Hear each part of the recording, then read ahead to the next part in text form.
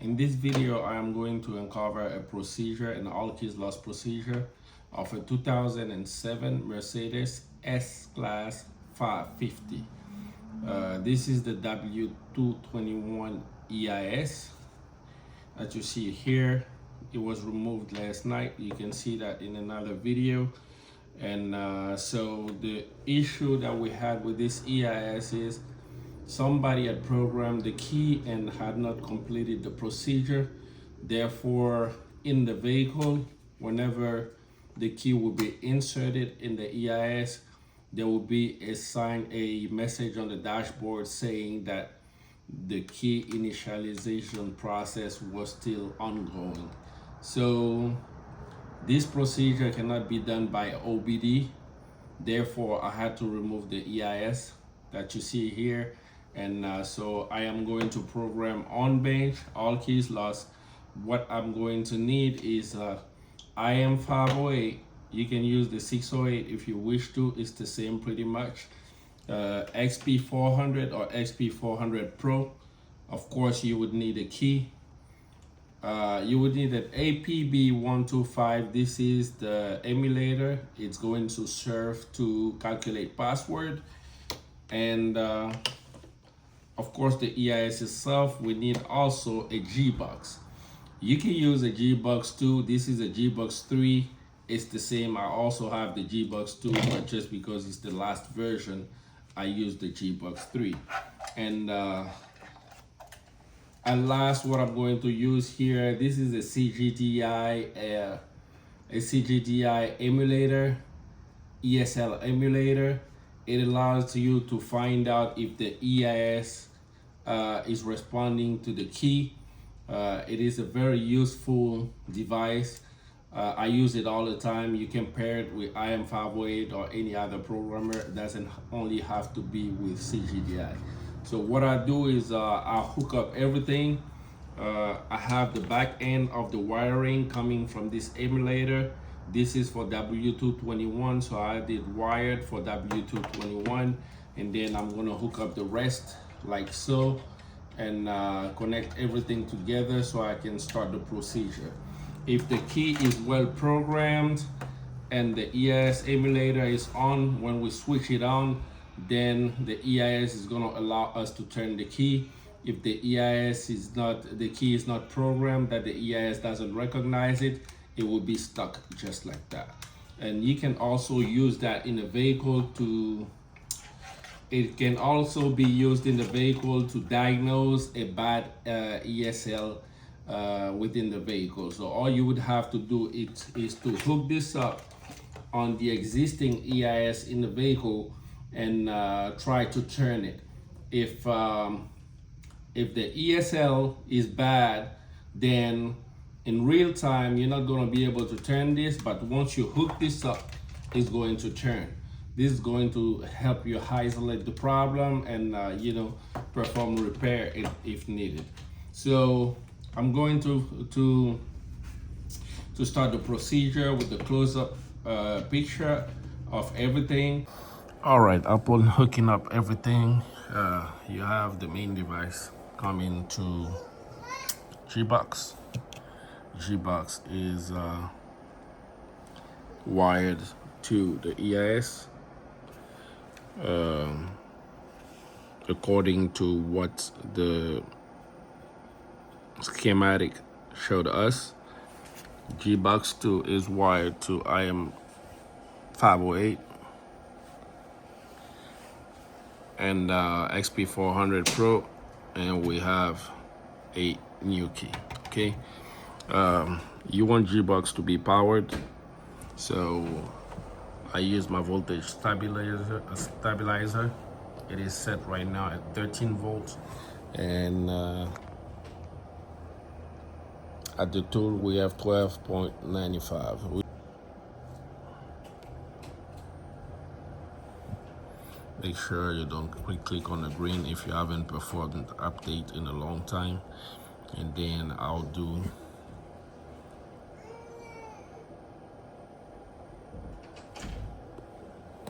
we're looking for S-Class, and we are looking for 2006 to 2013. This is a 2007.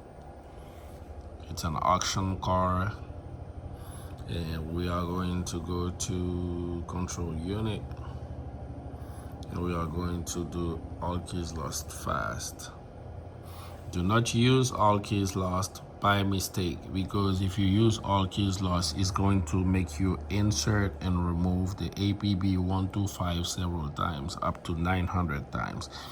This is a very terrible way to go. So we're going to use on bench fast. And we're looking for our EIS, which is W221.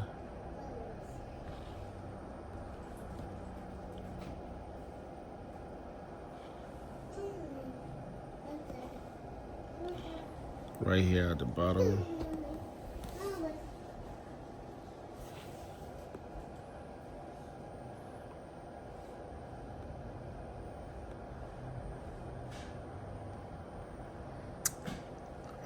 This is our EIS here, and this is the wiring. We got 2 powers on each side, and we got 1 ground. My ground is actually off of it, so I'm going to put that back there. And then we have a can low, a can high, and can low towards the end. Can high and can low power. So all we need is to hook my ground back up. My ground back up. I moved it earlier and then start the procedure. Okay, so everything is connected as it should, so we're just gonna go and click on OK.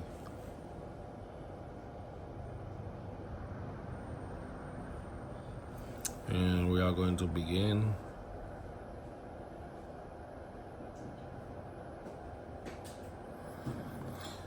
We just read the EIS data.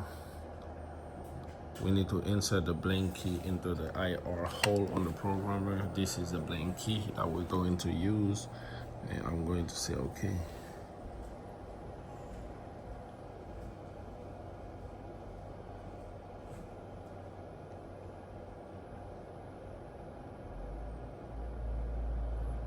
It is communicating with the key. Is there a password? We're going to say no, because we don't have a password. If we had a password, we could do this by OBD. Press OK to enter password calculation. Now we need to connect the APB 125, but my APB 125 is already connected. So the next step will be to insert the APB 125 into the EIS.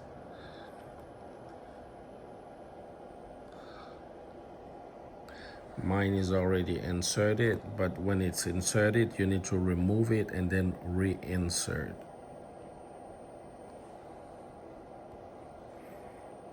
This is just telling us to do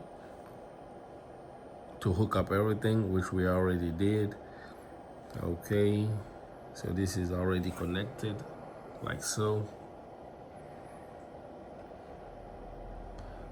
Okay, so it says that there are 46 people on the server. I don't know how long that would take, but you know, I'm within the confinement of my home, so I'm just going to say yes, and I may be able to do other stuff while this is running. So the APB 125 is already inserted, so I'm gonna have to remove it and reinsert to start password calculation.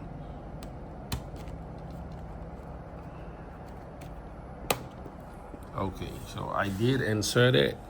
So I'm the 47th person on the server. It is right now, we're going to find out how long it takes. It is right now 2:11 p.m. Tuesday, March 11.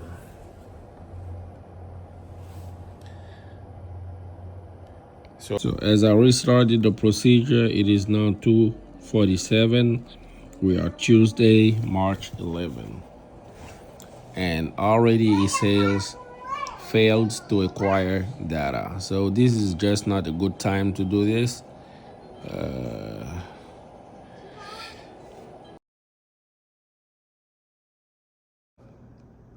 The password calculation was failing during the day because there was too many people on the server. So I decided to wait late at night or early in the morning to get the password again.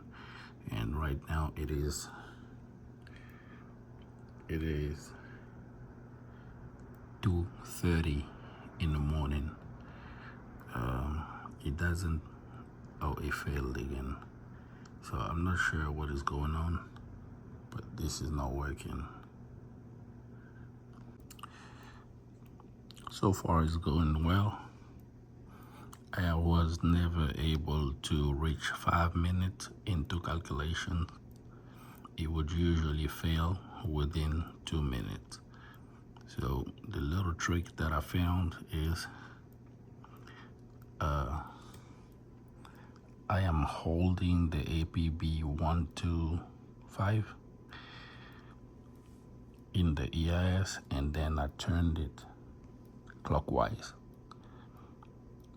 It's a little tedious because I have to hold it in that position.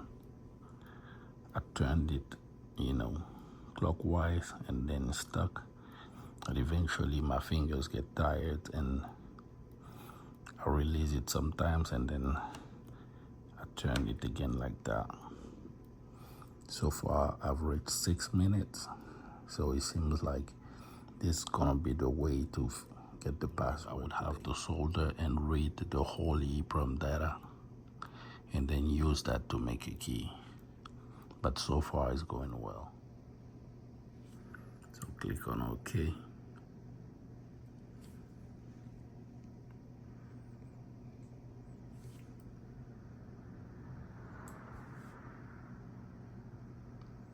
Now we are generating the key file.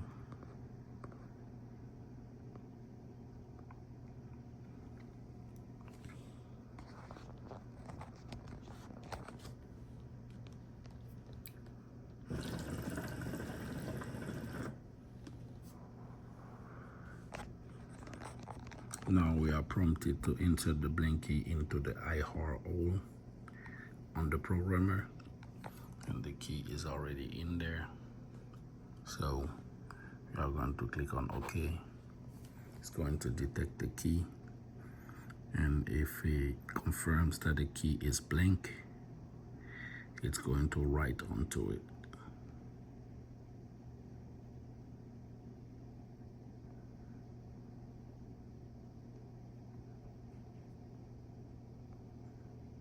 Writing on the key file onto the key.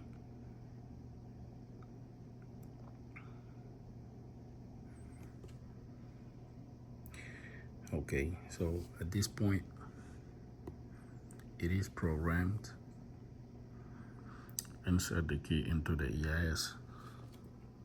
So now let's go ahead. This is our newly programmed key. Right now it's on the off position.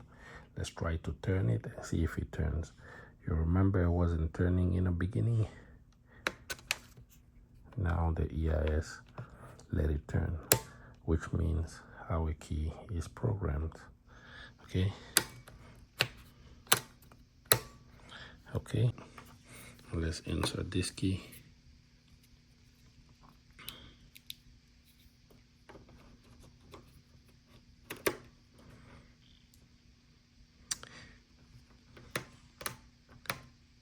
See, it's not going to turn because this key is not recognized. It doesn't have the information that this EIS is expecting. That's why it's not turning. And again, I'm going to take our newly programmed key so you can see one more time that it turns. There's no gimmick, there's no trick. Insert.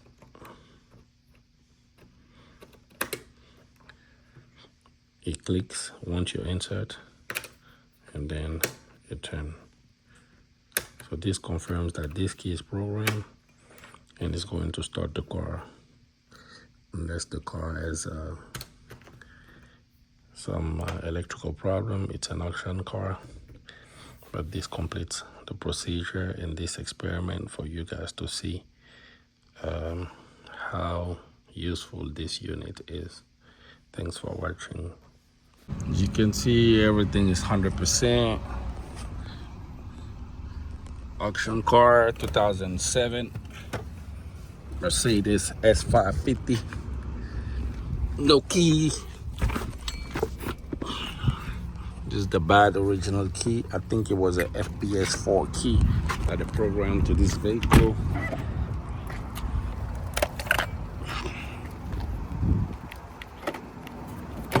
Lock and lock.